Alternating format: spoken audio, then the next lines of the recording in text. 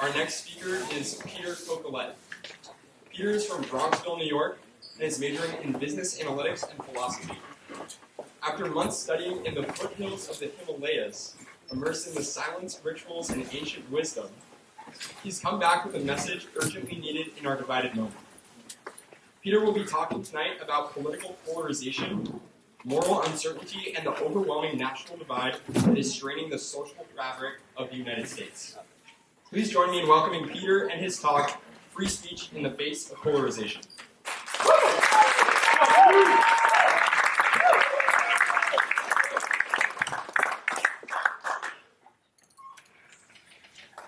Imagine two trucks headed straight for each other. The drivers of these trucks have a radio and they can talk to one another. But instead of determining how to get off of this collision course, they're arguing over who's on the correct side of the road. Frustrated, they decide to just stop talking into the radio at all. This is where we find ourselves in the modern political divide. If there's one thing more people on the left and right are agreeing on, it's that debate isn't working. Discourse is over. When you have two sides that believe themselves to be permanently right, and they're not willing to debate, the only solution then becomes force. And we're seeing growing amounts of political violence. So today, when we talk about this issue, my goal is not to tell you which truck is heading in the correct direction. You've probably determined this for yourself, and nothing that I say is going to change your mind on that. Rather, I want to talk about how we can get off of this collision course. For starters, I think it's important to point out that this polarization phenomenon is happening even within these political parties. It's not solely a left versus right dichotomy. I bring this up not to absolve our political leaders of their responsibility and failures in lowering the political polarization in our country, but rather I want us to consider how there's a psychology that happens in all humans, left and right, that is driving this polarization. So let's look at one study. This study by Harvard economist Roland Fryer looked at the way that people of different political beliefs react to information. What they did was they recorded their beliefs on topics ranging from climate change to the death penalty. And then after getting their beliefs, they had them read neutral information from experts on each of the topics. What they found when polling them after reading the neutral information was that more than half of people grew more extreme in their beliefs regardless of what their original belief was. So what this means is that neutral information polarizes us. The issue is we obviously do not live in a neutral media environment. It's no secret that social media companies, that news media companies are incentivized to drive more polarization. Whether we like it or not, we all respond to negativity more than we do positivity.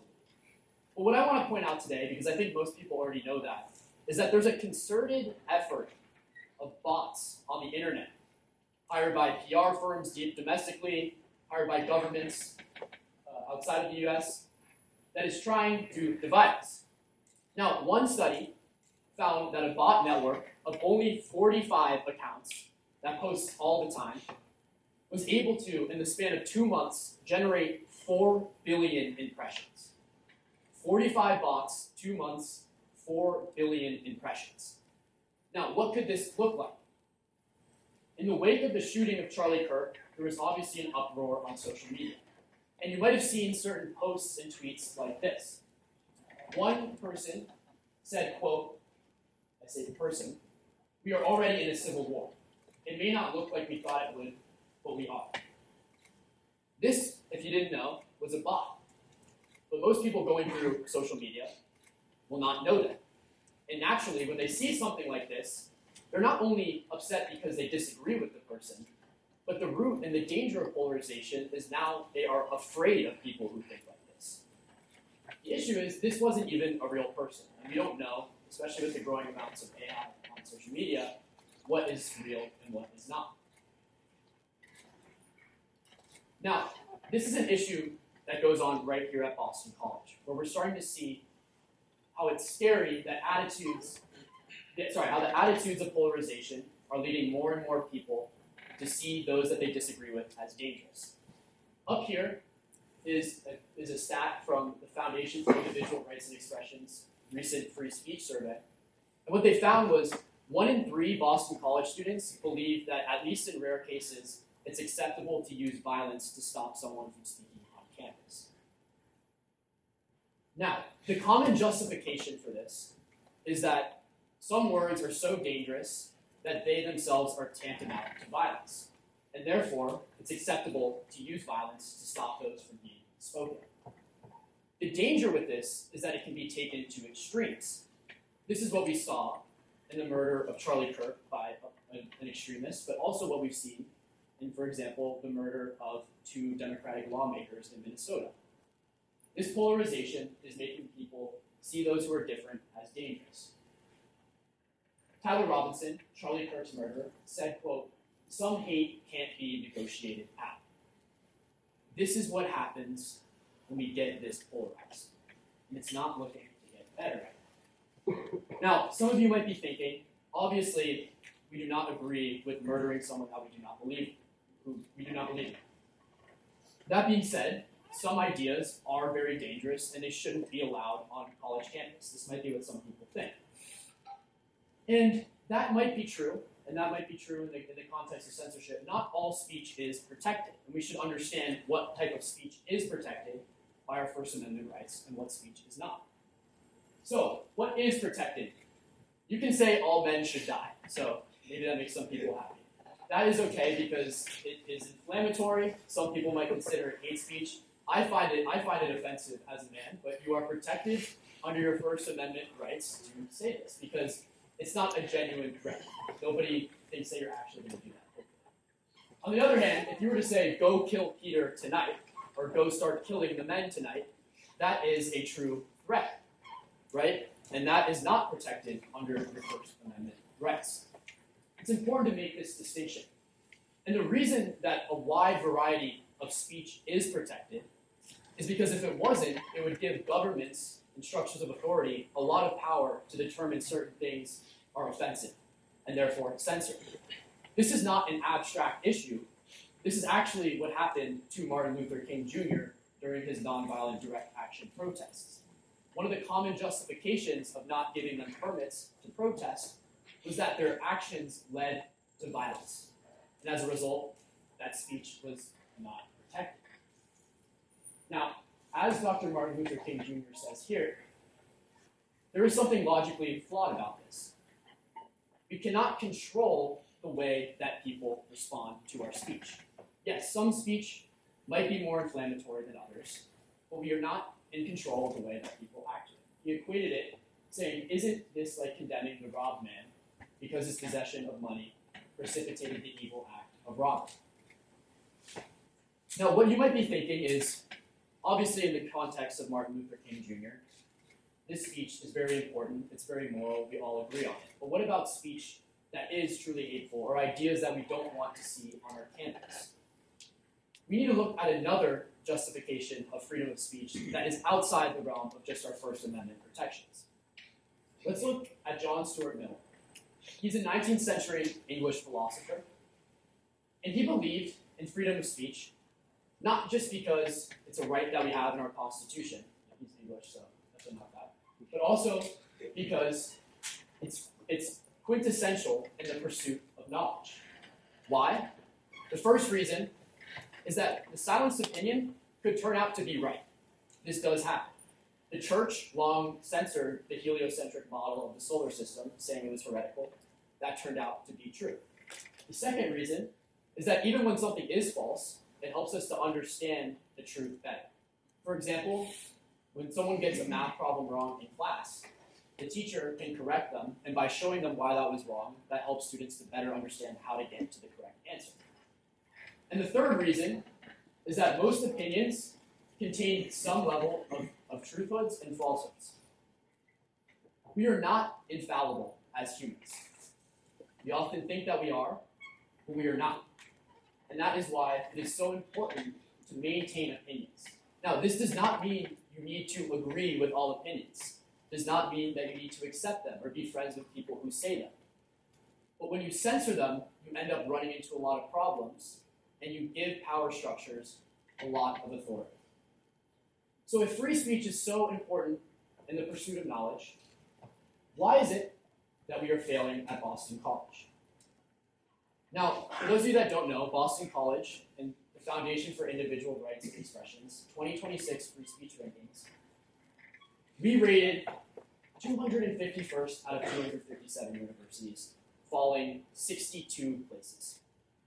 You might be wondering why, and my roommates know I could talk about this all day, but the two main reasons are, one, administrative policies that are strict towards freedom of speech, and two, a poor campus speech climate as reported by students.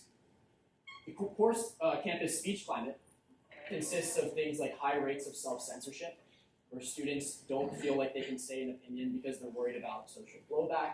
It includes the statistic I showed before, acceptance of violence, among other things, but just a general lack of willingness to talk about difficult issues.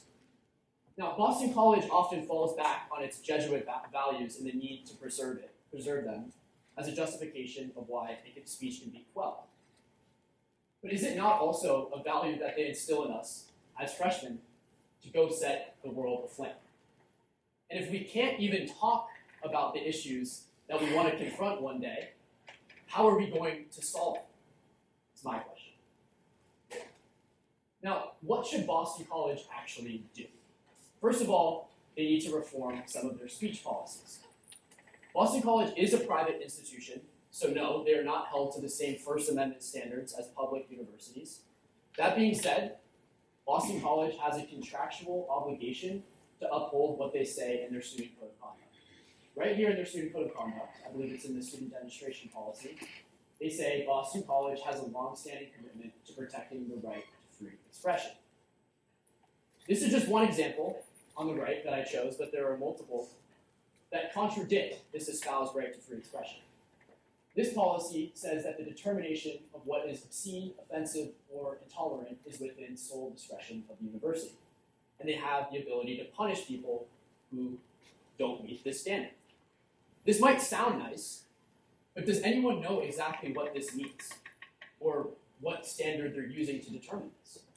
I mean, am I offending someone in the university by criticizing their speech policy right now? I have no idea. What Boston College needs to do is clarify their speech policy so the students, at the very least, understand what they're using to evaluate whether speech is acceptable. Additionally, I believe Boston College should start at orientation to train their students to meet that value, to go set the world aflame. What do I mean by this? I think we need a cultural transformation. I think by sheltering us from ideas, it's actually making us more insensitive to those same ideas. What Boston College needs to do is tell us during orientation, we are going to keep you physically safe. That is our number one priority, your physical safety. That being said, there will be times where you're going to be exposed to ideas that you do not like, and that is okay. The goal of the university is to build up your strength and your courage to be able to combat these ideas, to be able to refute them rather than to shield you from them. I also think they could do this in the form of civil dialogue training, right at the beginning of orientation, by teaching us how to discuss difficult topics in a respectful manner. It will give students a tool that they can use in any of their classes going forward. Now, what can you as an individual student do? And if you're interested in this, I recommend reading The Coddling of the American Mind because they have a lot of very interesting tips in there. But from the highest level, I think it pairs well with the last talk actually. It has to do with humanizing those around us.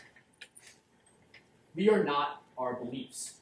You don't have to like people's beliefs, but what we can't do is be in this era of dichotomous thinking where because you think one thing that I don't like, one thing that's immoral, I'm writing you off as a person. That is not productive for anyone. The second, and my roommates may argue whether I do this or not, but speak as if you are right, listen as if you are wrong. Now this one is challenging, and in the spirit of it, I invite anyone who thinks I got something wrong today to tell me after or to send me an email. But if we think back to that collision course, how can we ever expect to have a good conversation with someone if we both come into it never accepting that we could be wrong about anything? The third principle is I believe we need to gain some distance from social media. Has anyone seen on social media someone comment or post something along the lines of, you know what, I used to think this thing and then I saw Billy Joe's comment saying this and I changed my mind. That just doesn't tend to happen, right? Social media is great at reconfirming our biases, and obviously there's great benefits of keeping up with things socially. But if we want to think deeply about these issues that are happening in the world, we need some space from these traps that are designed to polarize us and are effective in doing it. So now you might be thinking, is this guy just naive, coming up here, talking about dialogue? There's some people that are just out there and they're so hateful. I can't even engage with them. And if that's you, I totally understand, but I want you to consider the example of one man. This man is Daryl Davis. Daryl Davis is a black man who in his life has converted over 200 people from their roles in KKK and neo-Nazi organizations and gotten them to leave it behind. Now, he didn't do this by calling them racist on social media. He didn't do this by writing them off as people. He did this by becoming friends with them and asking them the question, how can you hate me? He said, I've got all these robes and hoods hanging in my closet. That's what I've done to put a dent in racism. How many robes and hoods have you collected? What Daryl Davis shows us is that if our goal is to pull people out of extremes, we're doing the opposite by writing them off as unsalvageable. Now, I'm not asking Boston College students to go make friends with KKK members. That being said, if we want to set the world aflame, if we want to get ourselves off this collision course, the answer is not radio silence. Thank you.